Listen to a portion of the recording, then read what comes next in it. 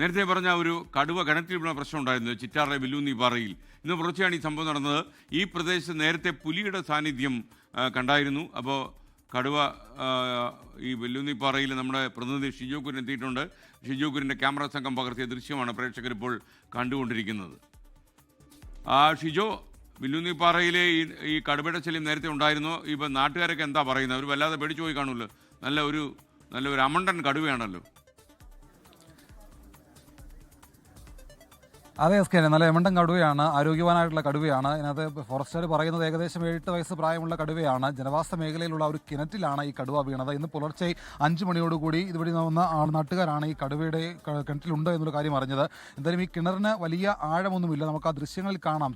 ചെറിയൊരു കിണറാണ്. ആ കിണറിൽ നിന്ന് വേണമെങ്കിൽ കടുവയ്ക്ക് മുകളിലേക്ക് ചാടിക്കയറി വരാവുന്നതൊക്കെയാണ്. പക്ഷേ അങ്ങനെ വേണ്ട എന്നുള്ളതുകൊണ്ട് അതിന് വളരെ സുരക്ഷിതമായിട്ട് കയറൊക്കെ ഉപയോഗിച്ചുകൊണ്ട് വലയൊക്കെ ഉപയോഗിച്ചുകൊണ്ട് അതിനെ അവിടെ ബന്ധിച്ചിരിക്കുകയാണ്. ഏതാണ്ട് ഒരു 3-4 മണിക്കൂർ സമയമെടുക്കും ഈ കടുവയെ കിണറ്റിൽ നിന്ന് പുറത്തേക്ക് എത്തിക്കാനായിട്ട്. ഇനിയിപ്പോൾ ഇതിനെ മയക്കുവെടി വെച്ച് മാത്രമേ പുറത്തേക്ക് ഇറക്കാൻ കഴിയുകയുള്ളൂ. അതല്ലാതെ ഒരു തരത്തിലും അതിനെ പുറത്തേക്ക് എടുക്കാൻ കഴിയില്ല. ആൺകടുവയാണ് എന്നുള്ള ചില സൂചനകൾ കൂടി ഈ പറയുന്ന വനംവകുപ്പ് ഉദ്യോഗസ്ഥർ നൽകുന്നുണ്ട്.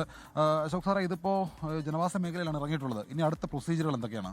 അതായത് പരിശീലനം സിദ്ധിച്ച ഡോക്ടർമാർ വന്നെങ്കിൽ മാത്രമേ നമുക്ക് ഈ കടുവയെ മയക്കുവെടി വെച്ചെടുക്കാൻ പറ്റത്തുള്ളൂ. അതോടൊപ്പം തന്നെ റാന്നി DFO പ്രധാന സ്ഥലത്തെത്തും. അപ്പോൾ അവർ വന്നതിന് ശേഷം ഇതിൻ്റെ ഇവിടുത്തെ സാഹചര്യങ്ങളൊക്കെ നോക്കിയിട്ട് ജനങ്ങളുടെ സുരക്ഷയും അതോടൊപ്പം തന്നെ കടുവയുടെ സുരക്ഷയും മുൻനിർത്തിയായിരിക്കും നമ്മൾ ഈ കടുവയെ പുറത്തെടുക്കുന്നത്. അപ്പോൾ അതിന് നമുക്ക് ചുറ്റുപാടുമുള്ള എല്ലാ ജനങ്ങളുടെയും സഹകരണമാണ് ആവശ്യം.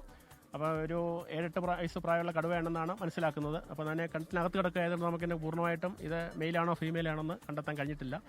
അപ്പോൾ അതൊക്കെ നമുക്ക് അതിനുശേഷം മാത്രമേ അറിയാൻ കഴിയത്തുള്ളൂ. ഭയങ്കര ശ്രമകരമായിട്ടുള്ള ദൗത്യമാണ്. കിണറ്റിൽ നിന്ന് പുറത്തേക്ക് എടുക്കണമെങ്കിൽ ഇതിനെ മയക്കുവെടി വെച്ചല്ലാതെ വേറൊരു സാധ്യതയില്ല മുമ്പിലല്ലേ? ഇല്ല. അപ്പോൾ കിണറ്റിനകത്തിൽ ഏകദേശം ഒരു 4 അടിയോളം വെള്ളം ഉണ്ടെന്നാണ് മനസ്സിലാക്കുന്നത്. അപ്പോൾ ഈ വെള്ളം പൂർണ്ണമായിട്ടും പറ്റിയതിന് ശേഷം മാത്രമേ നമുക്ക് കടുവയെ ഡാർട്ട് ചെയ്യാൻ പറ്റത്തുള്ളൂ.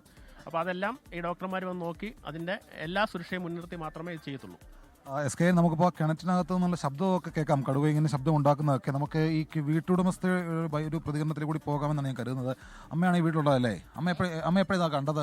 എങ്ങനെ അറിഞ്ഞത്?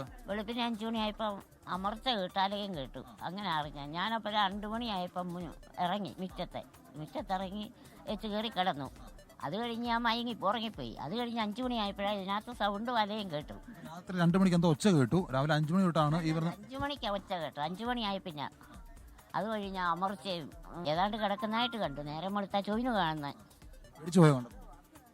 പേടിച്ചു പോയില്ലയോ? ഒന്നാമത് പേടിച്ച് അവിടെ കിടക്കുന്ന ദേ മൊത്തം ഓരോരുത്തരുടെ പറമ്പാ, പന്നിയാ മൊത്തം. ഒരു തേങ്ങ കിട്ടത്തില്ല അരയ്ക്കാൻ, മുഴുവനും മലയെണ്ണം കളയുക. അത്തരത്തിൽ വലിയ ഭീതിയോട് കൂടിയാണ് ആളുകൾ കഴിയുന്നത്. എന്തായാലും കടുവയെ പുറത്തെടുക്കാൻ വേണ്ടിയുള്ള ശ്രമങ്ങൾ വനംവകുപ്പ് തുടങ്ങിയിട്ടുണ്ട്. ലോകത്തെവിടെയായാലും ഏത് സമയത്തും 24 വാർത്തകളും ഓഗ്മെന്റഡ് റിയാലിറ്റി പാക്കേജുകളും എക്സ്പ്ലെയിനറുകളും വിശദമായി കാണാൻ ഞങ്ങളുടെ YouTube ചാനൽ നിങ്ങൾക്ക് സബ്സ്ക്രൈബ് ചെയ്യാം.